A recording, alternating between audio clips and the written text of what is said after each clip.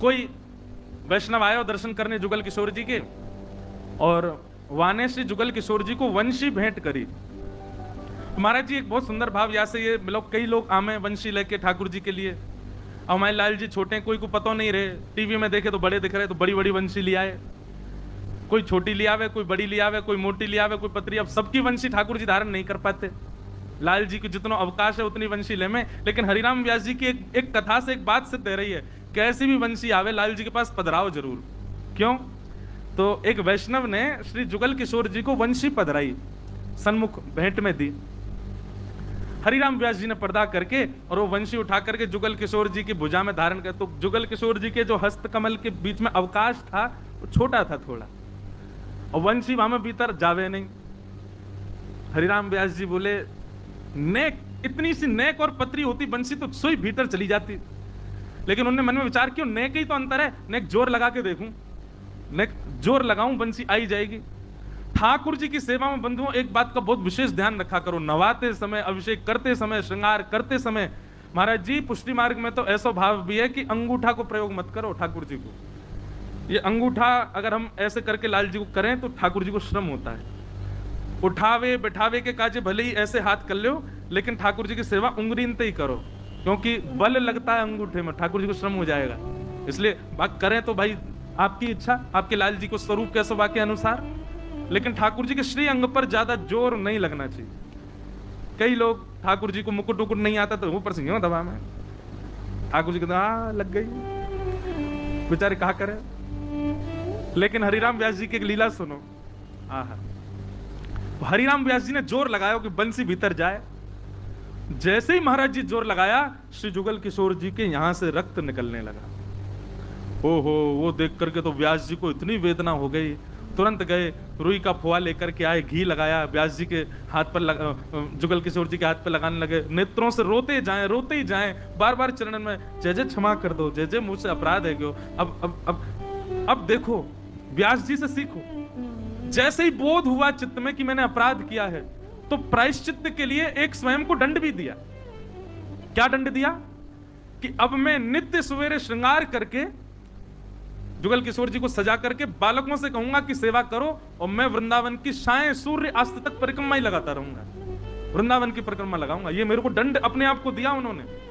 मैंने जुगल किशोर जी को श्रमित कराया, सुबह भोर में मंगला आदि करके श्रृंगार करके, और श्री हरिराम व्यास जी निकल जाते और पूरे दिन वृंदावन की परिक्रमा लगाते, कुछ अन्न जल कुछ ग्रहण नहीं करते, और सूर्य अस्त तब तक नहीं हो जाता तब तक वृंदावन की परिक्रमा ही करते रहते, और रोते रहते, क्षमा मांगते रहते, ठाकुर जी से मैंने अपराध कर दिया, मैंने लाल जी के लगा दे। एक ही दिन हुआ था दंड का पालन करते हुए, बहुत ध्यान से सुनो, केवल एक ही दिन हुआ था दंड का पालन करते हुए। अगले दिन व्यास जी ने श्रृंगार किया। अब वंशी जो नई वाली थी उसको तो दूर ही रखते थे, बोले ये तो लाल जी के पास ही मत लाना, इससे श्रम हो गया था। श्रृंगार करके पुत्र से बोले अब तुम सेवा करो, मैं जा रहा हूं परिक्रमा निकल। दूसरे दिन जैसे ही सेवा में आप परिक्रमा के लिए गए, शाम को लौट करके आए, जुगल किशोर जी का दर्शन किया, तो श्री जुगल किशोर जी ने वो बड़ी वाली वंशी वो हाथ में धारण कर रखी और मुख पर धारण करके खड़े। आपने जैसी वंशी देखी, बोले ये तो बड़ी वंशी है, ये तो वही वंशी है जो, कहीं ऐसा तो नहीं पुत्र ने जबरदस्ती श्रम करके लगा, और ज्यादा दंड लग जाएगा मुख। भीतर गए, पर्दा करके जुगल किशोर जी की वो, अब जैसी वंशी निकाली वो बड़ी सहज से बाहर आ गई, बड़ी सहज से हाथ में चली गई। बोले वादना मैंने धराई तब तो ये भीतर ही नहीं जा रही, अब तो बड़ी सहजता से ठाकुर जी धारण कर रहे हैं। इतने में श्री जुगल किशोर जी बोलन लगे। अब बोलते भाई बोले, अब बंसी तो छोटी बड़ी है ना सके, मैं तो मोटो और पतलो है सकूं, या हमारे मैंने पतलो है गो, और या बंसी को धारण कर लियो। हे व्यास जी, अब तुम अपने आप को दंडित मत करो, मैंने बंसी धारण कर ली है। और आज भी श्री जुगल किशोर जी वही बंसी धारण करते हैं। ठाकुर जी बोले बंसी तो छोटी बड़ी ना होगी, मैं तो छोटो मोटो है सकूं, तो मैंने एक बड़ा है गो, बंसी पकड़ ली मैंने। जुगल किशोर जी के इतने, श्री हरिराम व्यास जी रात भर रोते रहे लाल जी के सन्मुख। जय जय, आपने कैसी कृपा की, कैसा अनुग्रह किया।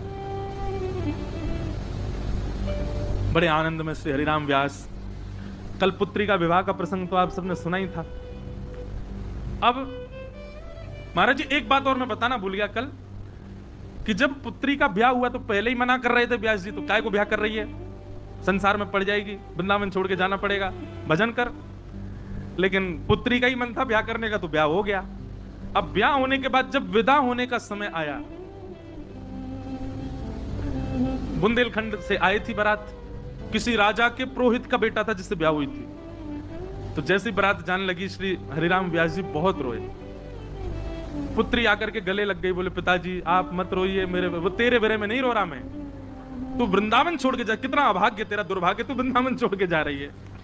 महाराज पुत्री बोली कैसे पिता है आप, आपको मेरे जाने का बिल्कुल, वो तेरे जाने का काश्रम को, लेकिन मुझे ये लग रहा है तेरा कितना बड़ा दुर्भाग्य कि तेरे परिवार को वृंदावन वास मिल गया, तो फिर भी सब छोड़ के जा रही है। मधुकर शाह जी राजा ओरछा के वहीं खड़े थे।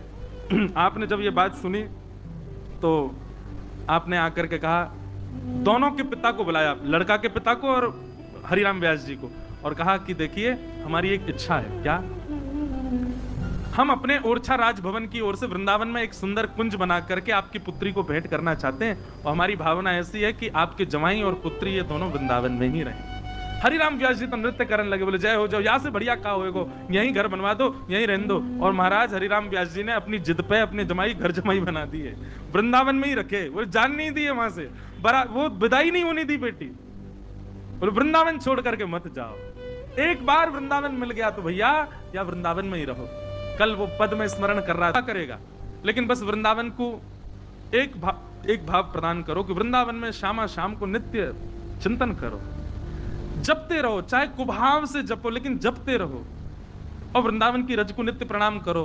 बाकी आपके अंदर सुधार करने की जिम्मेवारी वृंदावन की है, ऐसी व्यास जी की वाणी है। वृंदावन आपको स्वयं योग्य बनाएगा। एक बार की चर्चा, अकबर हरिराम व्यास जी से मिलने के लिए आया। महाराज अकबर पे बड़ी कृपा है रसिक संतों की। जब अकबर को पता चली कि श्री जुगल किशोर ठाकुर जी प्रकट भये वृंदावन में, और श्री हरिराम व्यास जी हैं, ये मधुकर शाह के गुरु जी हैं। मधुकर शाह की और अकबर की थोड़ी मैत्री थी, तो मधुकर शाह जी से भी उसने व्यास जी के बारे में प्रशंसा सुनी, और सब बात जान करके वो एक बात को चित्त में लेकर के आया था, बहुत ध्यान से सुनिएगा। मधुकर शाह जी बार बार कहते हैं हमारे गुरुजी हरिराम व्यास जी वृंदावन बसते हैं, आप कभी दर्शन करके आना, कभी मिल के आना, आप वृंदावन जाते हो, श्री स्वामी हरदास जी से मिलते हो, हमारे गुरुजी से भी मिल के आना, ऐसी भावना रखते हैं। और मधुकर शाह ये भी बताते थे कि हमारे गुरुजी जो हैं वो विशाखा जी के अवतार हैं, वो निकुंज में विशाखा बन करके विराजते। अकबर को ये सब भाव सुन तो लेता था वो, लेकिन उसको विश्वास कम होता था। उसने ऐसी भावना बनाई, ऐसी योजना बनाई कि वो हरिराम व्यास जी से मिलने के लिए शाम को गया, ताकि रस चर्चा में पूरी रात्रि निकल जाए और हरिराम व्यास जी अपने निकुंज में प्रवेश नहीं कर पाए। तब मैं देखूंगा विशाखा जी की सेवा होगी कि नहीं। और निकुंज में विशाखा जी की एक प्रधान सेवा है, क्या, पीक दान लेके रह में। जब भी रास विलास होवे तो शामा शाम पान पाले में, तो जो आधो पान रहे आधो काम में आधो रह जाए, वाकू विशाखा जी को पधरा देंगे, या करते करते रास विलास और खूब अधरामृत जब है जाए तो श्री विशाखा जी वाकू धारण करें, ये उनकी सेवा है। ये बात भी अकबर को पता थी कि इनको निकुंज में कौन सी सेवा प्राप्त है। अकबर सायंकालीन सत्र में गया और श्री हरिराम व्यास जी से जाकर के उसकी वार्ता हुई। अब अकबर बात बात पर ऐसे ऐसे तर्क प्रकट करे तो हरिराम व्यास जी विद्वान तो थे ही, अपनी विद्वत्ता से उत्तर देने में आते तो घंटों तक एक ही संशय का उत्तर देते। यह चर्चा करते करते करते करते भोर का सूर्य उदय होने वाला था, पूरी रात्रि निकल गई। बहुत ध्यान से सुनिएगा,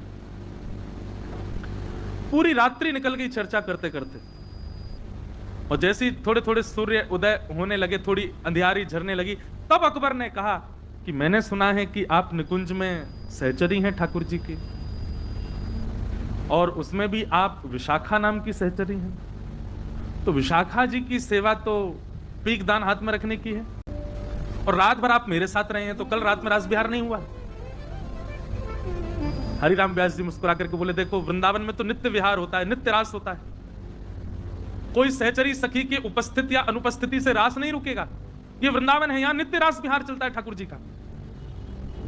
अकबर बोला, मुझे प्रमाणित करिए कि आप सहचरी हैं, आप निकुंज में विशाखा का अवतार हैं और आपकी जो सेवा है, कल तो हुई नहीं, आप मेरे पास थे, तो उस सेवा का परिणाम क्या हुआ निकुंज में? मुझे जुगल किशोर जी का मंदिर दर्शन करना है अभी। और सत्य घटना है, अकबर और साथ में वहां जितने भी लोग सुन रहे थे रात भर की चर्चा, सब लोग उठ करके गए और जुगल किशोर जी का जो मंदिर था जैसे ही खोल करके भीतर प्रवेश किया, अद्भुत सुगंधी आ रही थी, अद्भुत सुगंधी से गमगमा रहा था पूरा स्थान। और तभी थोड़ा प्रकाश करके, कोई अग्नि प्रज्वलित करके, एक हाथ में मिसाल लेकर के भीतर जाकर के देखा तो पूरे जुगल किशोर जी के अंतःपुर भवन में पान कटे कटे पड़े हुए थे और पान के भीतर भरने वाली जो सुगंधित वस्तुएं थी वो सब फैली हुई थी और कहीं कहीं श्री जुगल किशोर जी का अधरामृत भी गिरा हुआ था। क्यों? क्योंकि विशाखा जी रात भर सेवा में नहीं थी, तो ठाकुर जी कहा करें पान खामे तो ऐसे धर दें, नहीं तो विशाखा जी होती तो पात्र में धारण कर लेती। ये दृश्य जब अकबर ने अपनी आंखों से देखा, नतमस्तक हो गया, श्री राम व्यास जी को दंडवत प्रणाम किया, प्रणाम करके कहा भगवान ये वृंदावन की रसिक त्रिवेणी मैंने तीनों के दर्शन किए और मुझे इतना सौभाग्य का अनुभव होता है, भले ही मैं मिलेच्छ हूं, भले ही मैं आप लोगों की वाणी में मिलेच्छ हूं, भले ही मैं किसी भी जाति में हूं, पर मुझे आप लोगों का भाव साम्राज्य देख करके मन में भाव आता है कि मैं भी कभी सहचरी होता, मुझे भी ऐसे कोई रास भाव मिलते। तो हरिराम व्यास जी ने जाकर के ये बात हरिदास जी को बताई, हरिदास जी बोले बधाई कर मत दियो, क्योंकि रुक गए हो तो हमारी रस्म भंग करेगो, राजा है पूरे भारत को राज। ऐसी एक रसलीला सुनाई गई। अब एक मधुर हास्य विनोद प्रसंग आता है। अब बेटा इनका जमाई तो घर जमाई हो गया था, लेकिन इनके जो बेटी के सास ससुर थे विवाह के बाद वो मिलने आए। बहुत ध्यान से सुनो, समधी और समधन ये लोग मिलने के लिए आए अपने बच्चों से और वृंदावन दर्शन करने के लिए। आज महाराज जैसे ब्रह्म मुहूर्त में उठे, आप क्या देख रहे हैं कि तीनों बालक दौड़ भाग में लगे हुए हैं, पत्नी रसोई घर में बना रही है कुछ सामग्री। हरिराम व्यास जी बोले आज जुगल किशोर जी को बढ़िया राजभोग लगेगा। सुबह से सब लग रहे हैं आज क्या पकवान बनना है जुगल किशोर जी के लिए। अरे बताओ कुछ संतों को निमंत्रण दिया हूं मैं। पत्नी बोली नहीं नहीं, जुगल किशोर जी के लिए नहीं बनना है, संतों के लिए नहीं बनना है, तो वो बेटी के सास ससुर आ रहे हैं उनके लिए बना रहे हैं। वहीं से दिमाग चढ़ गया हरिराम व्यास जी का, बोले आन दो।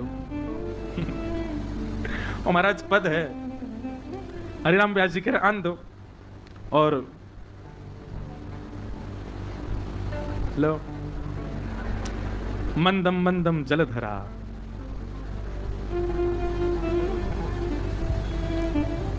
व्यास जी बोले आन दो, मिलेंगे हम उनसे। अब जैसे ही महाराज समधी जी आए, श्री हरिराम व्यास जी समधी के आते ही गा रहे हैं। हरिराम व्यास जी का मत ऐसा है, आप जितनी व्यवस्था मेहमानों के लिए करते हो, जितना सुंदरता रिझाने के लिए मेहमानों के लिए करते हो, इतना संतों के लिए करो, इतना हरि भक्तों के लिए करो, इतना वैष्णवों के लिए करो, तब मानो कि हरि भक्त हरि जो आपसे प्रेम करते हैं। बोले संतों के लिए ऐसी सामान्य सी व्यवस्था कर देंगे और दिख जाए कि कोई हमारा संबंधी आ रहा तो उसके लिए दुनिया भर की व्यवस्थाओं में लग जाता, उसको रिझाने के लिए। व्यास जी तो यूं कह रहे हैं कि भैया पाप करने वाले ही नरक में कढ़ाई में नहीं भूने जाते, ऐसे विमुख जन भी नरक के जमलोक की यातना भोगते हैं। संत महात्माओं को वैष्णवों को तो कुछ नहीं पूछते और अपने संसारी लोगों को रिझाने के लिए दुनिया भर की व्यवस्था करते हैं। व्यास जी महाराज कहने लगे भैया इतनी व्यवस्था तुम उनके काजे कर रहे हो, जुगल किशोर जी को भजवे बारे इनके काजे, तुम्हारी कमर में दर्द है जाए, सिर में दर्द है जाए, आलस आ जाए, हरि विमुखन के लिए इतनी सेवा कर रहे हो। इतनी सेवा यदि हरि भक्तन की करी होती तो जम लोक से बच जाते। समधी जी आए लेकिन व्यास जी माने नहीं, फिर भी आपने हरि भक्त बुला ही लिए, संत जन बुला लिए। अब जैसे ही महाराज प्रसाद पावे बैठे, एक पंक्ति में तो सब संत बैठे हैं और एक पंक्ति में सब बेटी के ससुराल वाले बैठे हैं। संतों वाली पंक्ति में हरिराम व्यास जी बैठे हैं। तो हरिराम व्यास जी एक एक चीज देख रहे हैं, सामग्री ज्यादा कहीं समधियों को तो नहीं परोसी जा रही, संत महात्माओं में चूक तो नहीं कर रहे। महाराज नेक पत्री हवा निकरी वही पूरी अगर संतन को आ जाए, व्यास जी वहीं भर के लाओ, बढ़िया वारी संतन की सेवा करो अच्छे से। इतने में आपकी पत्नी बढ़िया अधोटो दूध परोस रही सबन को, तो दूध ऐसी कलची में ले लेकर के दोना में डालती जा रही। अब जैसे अब ये पद गाने लायक तो नहीं है लेकिन भाव समझा दूंगा मैं। हरिराम व्यास जी ने तो कोई कसर छोड़ी नहीं महाराज बोलवे में। तो श्री हरिराम व्यास जी बैठे थे, देखते जा रहे थे, पत्नी बैठ करके जो है कलची से सबको बांट रही है दूध, और देते देते महाराज जैसे ही व्यास जी के पास आई तो सबको तो दूध देती आई, व्यास जी को जैसी परोसन लगी तो वाकई कलची में दूध के संग मलाई और आ गई। तो जैसी मैंने परोसी सोई मलाई गिर गई वहां पे। तब व्यास जी पद गा रहे हैं, पद तो नहीं सुनाऊंगा मैं क्योंकि खूब खूब खड़े बोले हैं, बोले हम्बे दूध में मलाई डाल डाल के खसम में मोटो कर दे हैं। संत महात्मा बेचारे दिन रात भजन करें, हरे कृष्ण हरे राम जपें, इनको नहीं दे रही है, मोह खवा रही है। कैसा कहां प्रेम करेगी या हाड मांस से हैं? तो इनके काजे दूध ले आई है, मुंह को मलाई खवा रही है। मलाई तेने जानबूझ के रोक के रखी कि मोह खवावे। अरे पत्नी बोली वो गलती क्या गलती, ये गलती संतन के सामने क्यों ना भाई, तो मुंह पे क्यों भाई? और घर वाले इतने परेशान, अरे भैया व्यास जी इनको बस नहीं चले तो घर वाले ने नकार के संतन नहीं घर में रख लें, उन्हीं की सेवा कर। ऐसे भगत संतन के श्री राम व्यास। पत्नी बोली अब मैं कहां बताऊं, माने ही ना है, कछु भी समझ लें। इतनी पत्नी दौड़ करके गई और महाराज संतन ने बोली अभी जाइयो मत, कोई भी यहीं बैठो। और दौड़ करके गई, जाकर के माने दूध दे महाराज बढ़िया रबड़ी बनाई और खीर बनाई, कचू बना के लाई और सबन को बांट दियो। हरिराम व्यास जी के पास पहुंचते पहुंचते जो कढ़ाई है गई खाली है गई, तो कलचा में कछु आयो ही नहीं। बोले व्यास जी क्षमा करो, आपके काज तो कछु बचो नहीं। आहा दंडवत है गए पत्नी को, अरे अरे भक्तानी तू कैसी ते तो को जुग जुग जीवे, तो को बैकुंठ में जगह मिल जा, हरि तो को कंठ लगावेंगे। तेने संत उनको पवायो, अपने परिवारी जनन के काज तेने नेको लोभ नहीं दिखायो। देखियो किशोरी जी तो को गोद में लेके बैठेंगे बैकुंठ में। संत महात्मा सब आनंद करे, जय हो व्यास जी आपके संत निष्ठा पर बलिहारी। ऐसे श्री हरिराम व्यास जी। अनेक भाव हैं, अनेक लीलाएं हैं श्री हरिराम व्यास जी की, लेकिन एक लीला अति अद्भुत जिसका उल्लेख श्री नाभाजी ने भी भक्तमाल में किया है। भक्तमाल के छप्पे के अंतिम भाव में श्री हरिराम व्यास जी कहते हैं, नौ गुण तोरे नूपुर गुहो महत सभा मधिरास के। बंधुओं बहुत ध्यान से सुनना, लीला ऐसी है वृंदावन में केसी घाट से पहले जुगल घाट के बाद में चीर घाट पर बड़ा रास मंडल है, आज भी विद्यमान बड़ा रास मंडल। वहां बड़ा रास मंडल पर रास विहार हो रहा था। रास विहार मतलब छोटे छोटे बालकों को रास स्वरूप सरकार बना करके और रास लीला चल रही थी।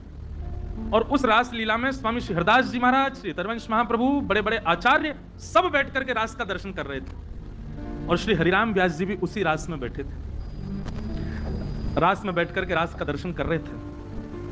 तो हमारे वृंदावन में आज भी भावना ऐसी है कि स्वरूप सरकार जो है वो कोई स्वरूप ही नहीं है, मुकुट धारण करने के बाद साक्षात प्रियालाल जी हैं, साक्षात ठाकुर जी और किशोरी जी। आज भी ऐसी भावना है। कुछ श्री मलुक पीठ वाले महाराज जी एक बार एक चर्चा सुना रहे थे कि बरसाने में जब आप बरसाने की परिक्रमा लगाओगे तो बरसाने में आपको परिक्रमा में स्वरूप सरकार निश्चित मिलेंगे। छोटे छोटे बालक मुकुट पहन करके बैठे होंगे, उनके आगे कुछ कपड़ा सा बिछा देते हैं, लोग बाग दक्षिणा चढ़ाते हैं, प्रणाम करते हैं। तो ऐसे ही बरसाने में एक कुंज में स्वरूप, दो बालक स्वरूप बना करके किशोरी जी और ठाकुर जी के बैठे थे। और बैठ करके वहां पे सब संत जन आकर के प्रणाम करें, लाडली जी प्रणाम, हे श्याम सुंदर प्रणाम, उनको उसी भाव से प्रणाम करते हैं सब। एक बाबा ने प्रणाम किया और प्रणाम करते हुए बोले, जय जय, कृपा करो मुझ पे, अनुग्रह करो मुझ पे। सो ठाकुर जी ने ऐसी सहज भाव में, छोटे से बालक हैं, एक आध दांत भी नहीं थे उनके, ऐसे ही हाथ फेरते हुए बाबा, तो बाबा अब तो तू पधार जाएगो। जैसे कि बाबा तू पधार जाएगो।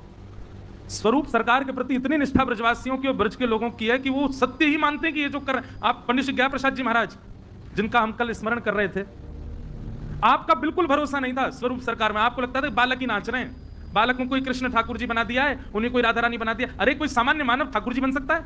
और ठीक है, अपने विलास के लिए लोग बाग ऊपर मंच पर स्वरूपों को घुमा रहे हैं, ये कोई वास्तविकता थोड़ी है। आपको संत जन जाके कहते थे, बोले बाबा महाराज ये ऐसी बात नहीं है, आप स्वरूप सरकार को एक बार निष्ठा भर के देखो तो सही। बाबा बोले ठीक है। एक दिन रासलीला में पंडित गया प्रसाद जी महाराज बैठे थे और आपने मन में भावना की, यदि वास्तव में कृष्ण हैं तो लीला करते करते एक अमरूद उठाएंगे, झूठा करेंगे और अपना उच्छिष्ट स्वयं अपने हाथ से मुझे खिलाएंगे, तो मैं मानूंगा कि ये वास्तव में श्री कृष्ण है। रासलीला चल रही है मंच पर और बाबा पीछे बैठे हैं। अब जैसे आप लोग भी कुछ सामग्री लाते मंच के किनारे रख दे, ऐसी किसी ने आकर के अमरूद रख दिए।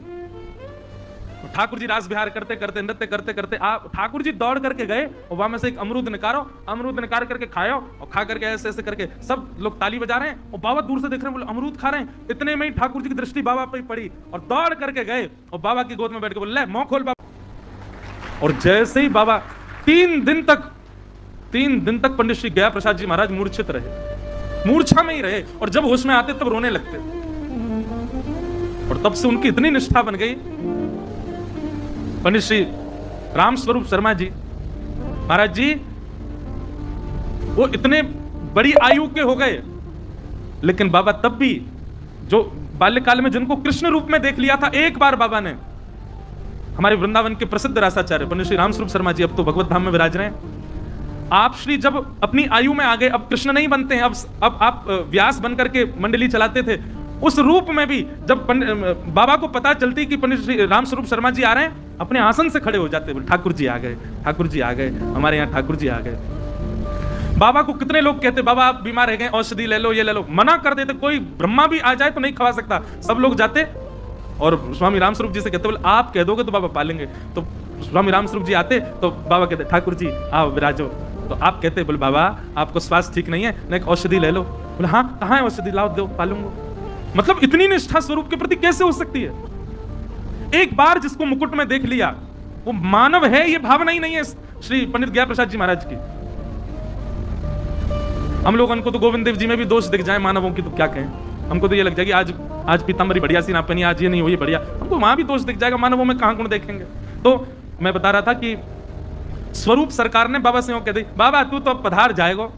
बाबा तो रोने लगे, जय जय आपने ऐसे क्यों कह दी, मैं पधार जाऊंगा, मैं पधार। अब इतने परेशान हो गए वो बाबा, स्वरूप सरकार झूला से उतर करके जान लगे बाबा पीछे पीछे जाए, एक बार यूं कह दो तू नाय मरेगो, तू नाय कछु होगो। हे स्वरूप सरकार, बालक है ऐसी कह दी उनने, कोई वो बात थोड़ी है कि तू पधार ही जाएगा। नहीं नहीं नहीं नहीं नहीं, ये स्वरूप सर, इनसे कह दो कि ये मुझे कह दें कि मैं मरूंगा नहीं। तो नेक्स्ट से बालक स्वरूप सरकार चिढ़ गए बड़े, चिढ़ करके बोले जा ना मरेगो, तू ना मरेगो। जब ये कह रही तो ठीक है स्वरूप सरकार ठीक है। पूज्य श्री रूपीड वाले महाराज जी सुना रहे थे, बालक ने अपना मुकुट आदि श्रृंगार आदि सब उतार दिया। 2-4 दिन के बाद घर में कोई विवाह था और उस विवाह में सम्मिलित होने के लिए पूरा परिवार वृंदावन गया। अब टेम्पू से गए कि जन बस से गए, कोई साधन से गए, और बीच मार्ग में एक एक्सीडेंट हुआ और उसमें वही बालक जो स्वरूप बने थे वो भगवत धाम चले गए। और जब ये खबर पूरे बरसाने में आई तो बाबा इतने रोए इतने रोए इतने रोए और कहा बोले मोते कह के गए कि तू पधार जाएगा, मैं पीछे पड़ रहे हो कि बाबा ना ठाकुर जी कह दो मैं नहीं पधारूंगा। सो चिढ़ करके बोले ना पधारेगो तू, मेरी मृत्यु अपने ऊपर ले गए, मेरी मृत्यु को अपने ऊपर लेके चले गए। इतनी